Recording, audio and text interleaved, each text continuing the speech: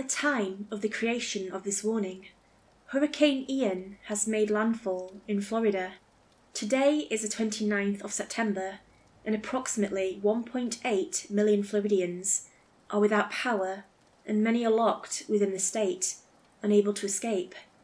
While I may not be there now, let me express my condolences, as well as my hopes and wishes to those of you trapped in Florida.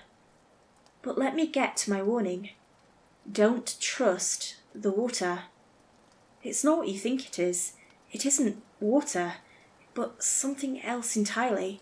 It's a freak of nature. It'll worm its way into your head and kill you from the inside out. For most of you, this won't probably be an issue.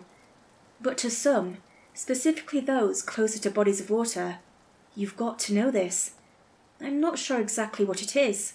All we know is it looks and acts like water, living water that crushes up your organs. Let me tell you my experience with living water. Hurricane Harvey was a costly storm, and it displaced many people from their homes. Fortunately, my house wasn't destroyed, nor even damaged. No random damages that popped up a year later either. During the storm, though, I stayed indoors. My house was safe after all, and at first, I spent most of the time playing video games, writing, or calling my girlfriend, who was supposed to be living with me, but was away for work. Anyway, days had gone by with nothing but the endless torrent of rain, and by then, I'd done everything I'd needed to do, and I was literally dying from the boredom. And then, just when I thought things couldn't get worse, I heard it. A frantic knock at my door. Confused, I gingerly walked over to my door. The knocks continued, panicked and desperately trying to get in. I drew open the blinds and peeked out the windows. There was a woman that I recognised to be my neighbour, Theo. I opened the door. "What are you doing here?" The raging storm obscured my words. "It's insane out there. I need your help," she exclaimed. This man just knocked on my door. When I opened it, he just fell in and fainted." Now I was even more concerned. "What? Come in." Theo agreed, and I closed the door, taking refuge in my house. She instantly calmed down, now a lot drier than before. In her haste, she'd completely forgotten to fetch an umbrella and was drenched in water. Water that almost seemed to move in patterns, squares and circles, like some sort of diagram. "What happened?" I inquired, "after the man fainted?" "Right," Theo continued. "He just fell. I didn't know what else to do, so I kinda just pulled him inside, and he's lying on the floor now. Can we call 911? "Tried," she answered. "Phone lines are down. But there's more." More? A strange man fainting in the rain was weird, but more? I don't know if he's aware, but the guy's been talking weird. Not like talking, more like these noises are coming from inside him, like there's something inside his body. It's like," she paused, thinking, "like someone shoved a tape recorder inside him." "What do you—" Theo retrieved her phone and showed me a video she took. The first few moments were chaotic, but eventually it settled. The man was in a brown suit, and a briefcase was next to him. Further, he was in a fetal position, curled up on the floor. His mouth opened, and out came this jarring metallic noise, a sound that was neither living nor dead. And then came another noise. It was like a balloon popping, a moist, fleshy balloon. I also noted that something seemed to move below his clothes, a lumpy mass underneath the stomach. "What the hell?" I murmured. "But look at the water," Theo pressed. I looked, seeing water all over the man, but they weren't just covering him. They were vibrating and tunneling through his suit, his clothes, and his skin. The man on the video coughed, and out came blood, heavily diluted with water. It seemed to slosh and move around before spreading out on the floor. No words escaped me. I was silent. This defied all reasoning. "So," Theo cut in, breaking my silent thoughts, You're a doctor, right? You know what to do. I'm a doctor in mathematics, I confessed. I'm not sure how I can help with this. Damn it, she swore. My girlfriend's a doctor, I mentioned. Evolutionary biologist. She would know. And then, just as I was deciding on letting Theo stay over until the hurricane stopped, I found myself hooked by curiosity. The briefcase, and further, the water. This defied explanation, and I simply needed to know. So, instead of staying safe inside my house, I decided I needed to know. Can you take me over to your place? I want to see this for myself. She hesitated, thinking. Sure. Citizens of Florida, do not go searching for this thing. It's not as fun as you think it'll be. I'm looking at you, Florida man. Minutes later, I was inside her house. Thunder and lightning lit the heavens on fire around us. Ahead lay a man in the centre of her living room. Strange inhuman noises screamed out from his core, all while blobs of mass moved under his skin. I looked around and saw individual water droplets moving in patterns around me. They were like ants. Lines upon lines and lines were all I could see. Living water, I murmured. That wasn't here before, Theo pointed out. I wondered if we should go back. I don't know why, but I stepped forward, breaking a line of water. Theo hung back at the door, and I headed over to the body. A deep bark came from the man's body. He thrashed, and blood-red water came spewing out, just missing me by inches. The vomited blood water shook itself free of blood and separated itself into individual ant dots and began following the lines. I traced the lines with my eyes. They all seemed to lead into a drain, whether it be a sink, a tub, or even a toilet. ST, I whispered, reading the logo on the briefcase. I stepped forward and picked it up when, Watch out!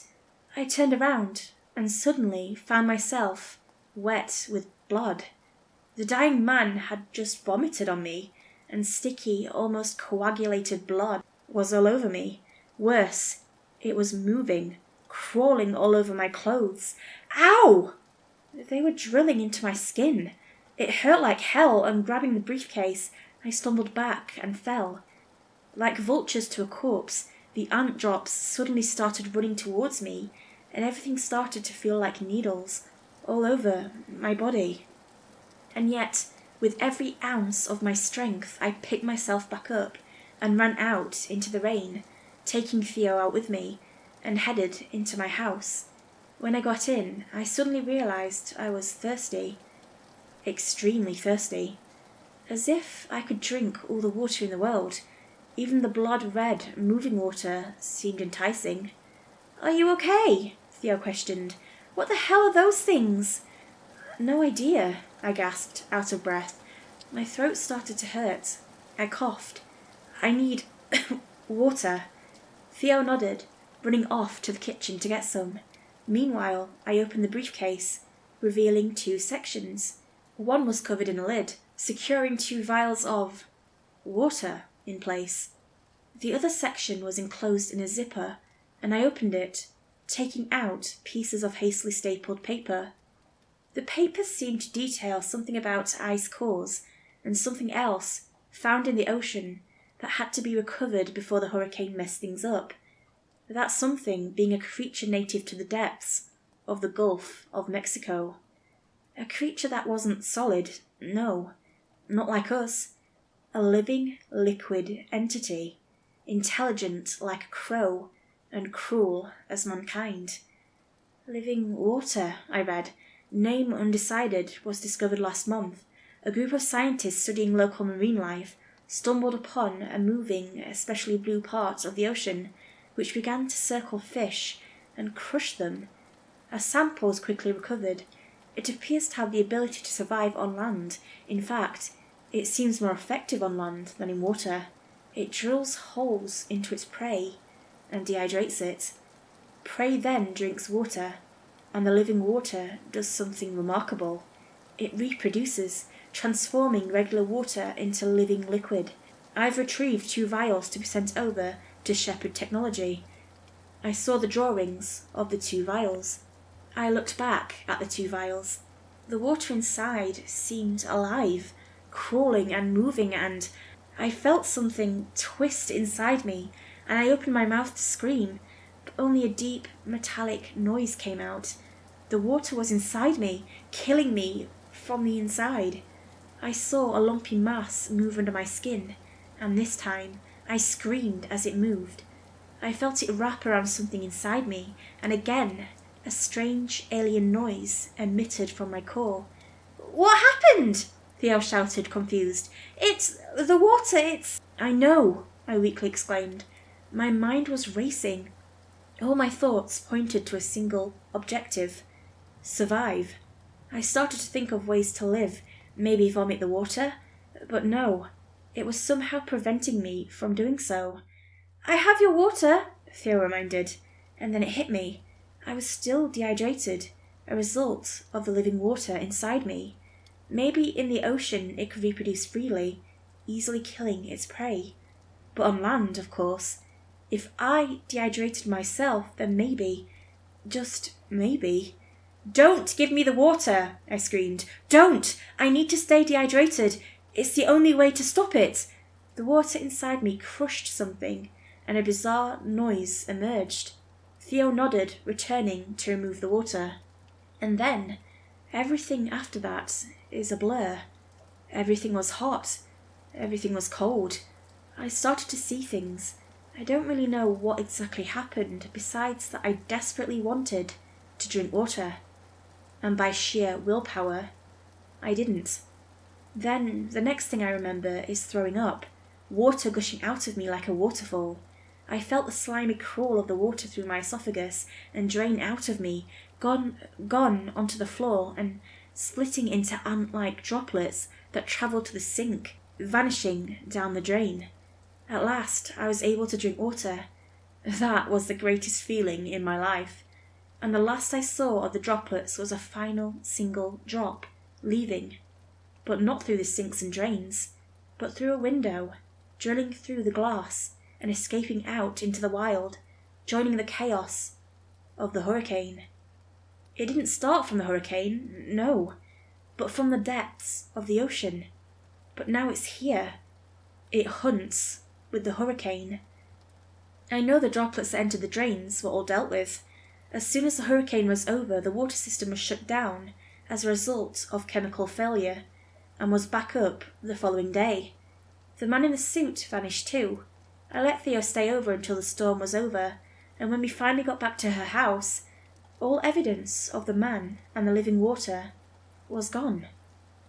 In recent years, I've started to read the news, and I've seen some pretty strange deaths from the aftermath of a hurricane. People dehydrated and dead. You'd think with all the water, they'd at least be hydrated. But the last drop escaped, and by now, who knows how many it multiplied into? Hundreds? Thousands? Millions? All I know is that it hunts with the hurricane.